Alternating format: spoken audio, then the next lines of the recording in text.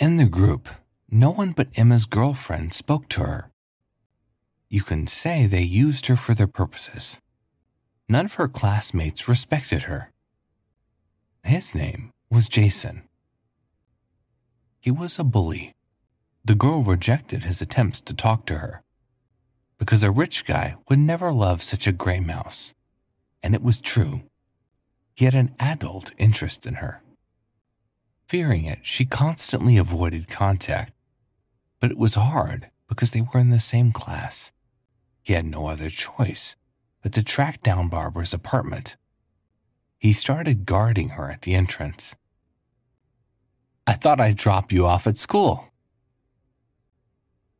The girl was upset when she saw her classmates in the yard of her house. To escape from Jason, she was ready to be late for the lecture. After all, he did not miss a skirt. The girl did not want to mess with him. Barbara, the granddaughter of Professor William Johnson, did not want to embarrass her grandfather, who did not give her any privileges, although he taught her. How did he know my address? She was outraged by his behavior, but Jason continued to argue that he cared about her and had the most sincere and warm feelings for her. "Listen to me, Jason. I know you haven't missed a skirt in our department, or maybe you just collected them, but that's none of my business." Her eyes were filled with fear and rage by saying these words. Poor Barbara, if only she knew what she was going through. At this time, the professor continued to lecture in a quiet, monotonous tone. His attention was drawn to the fact that half of the lecture was absent. There was no Barbara.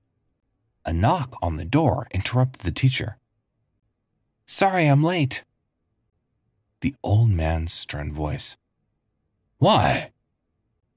The girl was scared because it had never happened to her before. She always followed strict instructions, and her grandfather sat in front of her. "I overslept," said Barbara timidly. "Next time, set the alarm, and you get 2 additional questions on the paper as a punishment." The class laughed. The quiet one came. The boys immediately began to make silly jokes. They didn't stop even though she was the most beautiful girl in the class. She had the only friend in the department, Emma, who always came to her rescue. Everyone else did not like her because she was the granddaughter of the most famous professor. Her father and mother died years ago. She was a total orphan. Her upbringing was her grandfather. She barely had enough money to exist, so she dressed constantly in dark shades. The blue-eyed girl with blonde hair could not stand up for herself and continuously avoided noisy company. When she got to the task, she heard a voice. "You're not even going to say hello?" Looking back, she saw Jason sitting behind her back. Without answering anything, she went on with her assignments.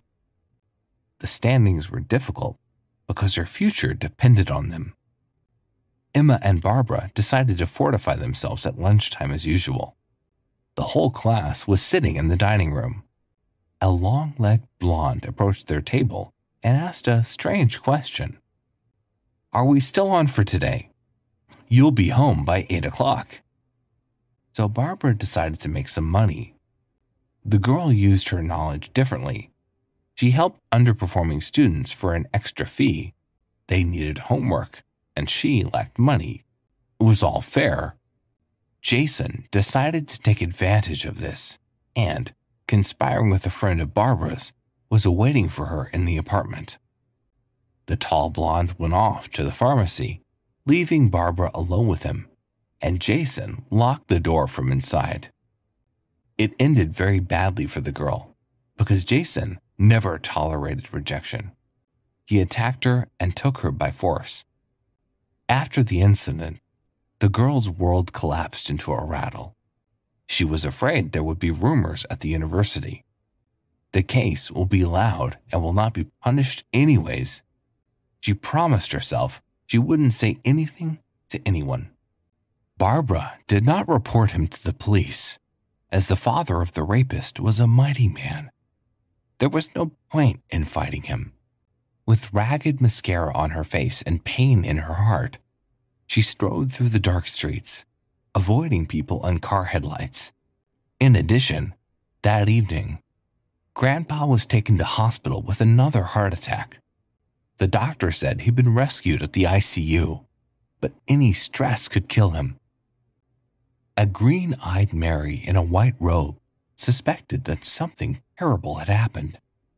She offered help, but crying, Barbara refused. At home, she tried to forget all the horror that had befallen her. The rivers of tears ran down her cheeks, but even they could not wash away the shame. For a month, the girl did not leave the house. She constantly put on a hood on the street and was hidden from the eyes. Her grandfather was discharged home. At the next tea party, the older man's attention was drawn to the fact that his vast appetite ate chocolate cake. Barbara, when did you have time to love chocolate cakes? I don't know, she answered. Because in our family, only your mother loved it when she was pregnant with you. Well, I'm my mother's daughter, Barbara grinned, but her thoughts said otherwise. She drove them away all night. The following day, she couldn't stay at home. Grandpa was discharged from the hospital. Now he was at home, so he would immediately suspect an accident and molest with questions. After a whole month of missed lectures, Barbara decided to study. She was so hoping for the support of her friend Emma. She wanted to tell her how it was going, but something was in the way of stopping. She thought it was not the time yet. She walked into the classroom and saw Jason in the company of that girl's. Her eyes filled with tears of shame. She hated him, blamed herself.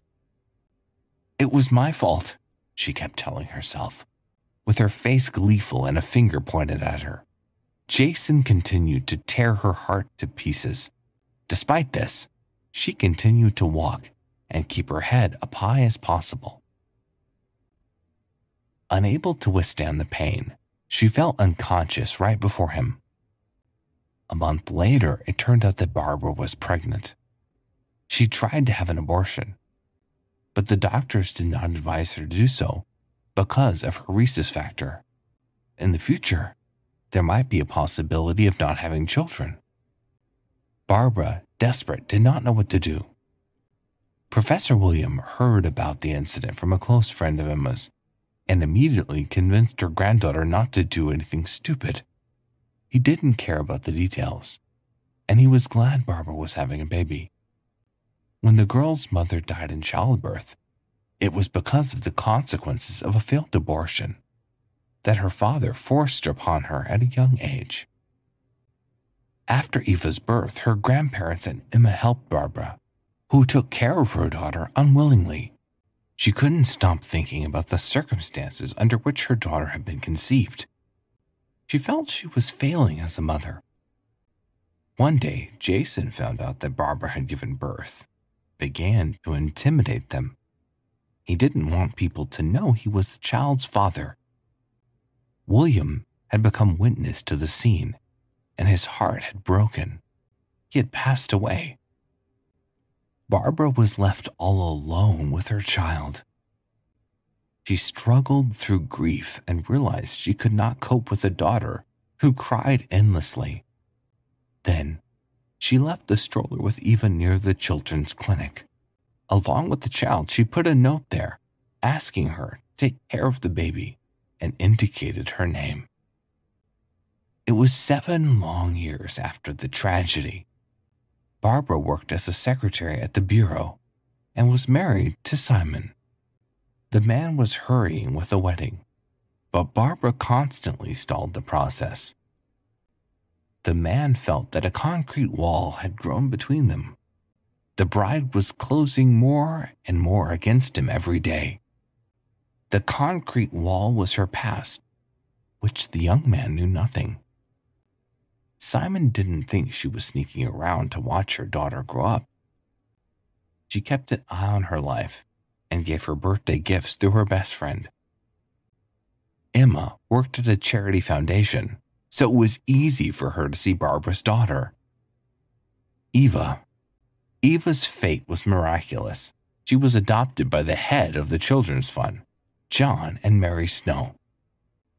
Barbara understood the complexity of the situation. She couldn't just take her daughter away from her a few years ago.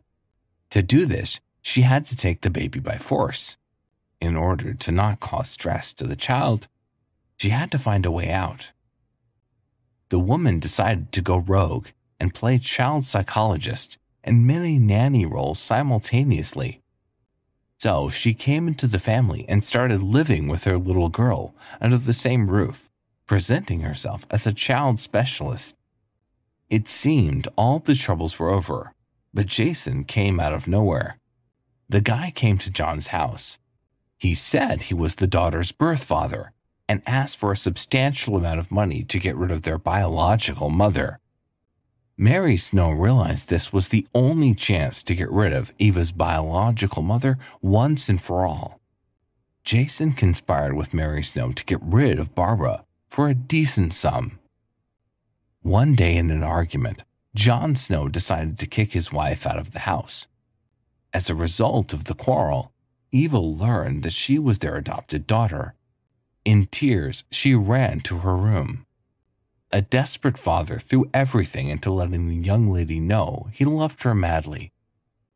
Mary could not understand why her husband had allowed Barbara into the house and treated her so well because she was a servant. There was no end to her jealousy. She feared Barbara would take away her husband. One night, a message arrived on Barbara's phone with an address. She drove there without slowing down. The door was left open, and when she came in, she saw Jason lying in a pool of blood, the knife handle sticking out of his chest. Frightened, she called the police. As the only witness, she was detained until the circumstances were clarified. The interrogation revealed that the prints on the knife were left behind when Jason tried to pull out the knife. Barbara wouldn't let him do it because he could have bled out and died before the doctors arrived. Even though he was cruel to her, she fought for his life to death. A small silver earring was shown to Barbara in the hopes that she was the owner of this taming. The girl couldn't remember when she saw the object. Sometime later, she called John, claiming that this jewel she saw on his wife Mary, and asked for his help. John remembered that this evening his wife was away somewhere. When she came home, she was confused and pale as snow. She went straight to the bathroom, where she spent quite a while. By juxtaposing all these facts, John began to rummage through her things in the hopes of finding a second earring. But the woman took care of it and got rid of the evidence. Out of desperation, John rushed to review his wife's photos on social media and found evidence implicating his wife. It was a deer horn earring.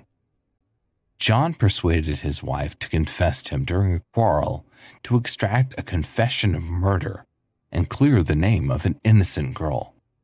At that time, the audio recording was turned on. It turned out that Mary was once again jealous of her husband, and she had planned things with Jason. He agreed. After all, the proposed amount clouded his mind, but the greedy lad couldn't resist the charming Mary during their secret meeting and plotted the same illegal acts, trying to rape her the same way. The woman broke free and grabbed the first thing she could. It was a knife. Then she sent a message to Barbara's phone, so she decided to get rid of her adopted daughter's mother and her rival.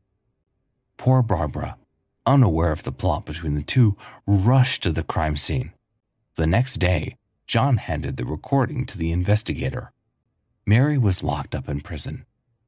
Barbara and John returned to Eva. Now their daughter's well-being was in their hands. No one stood in their way. Hello, little girl. I know that it will not be so easy for you to forgive me." With these words, she turned to her 8-year-old daughter. Her tears seemed to choke her. She got out an album with pictures of all 7 years. With her shaking hands, she opened it. Those pictures captured her most vivid moments from the childhood of the little princess. Eva burst into tears and hung on to her mother's neck. Barbara, Eva, and John became a real family.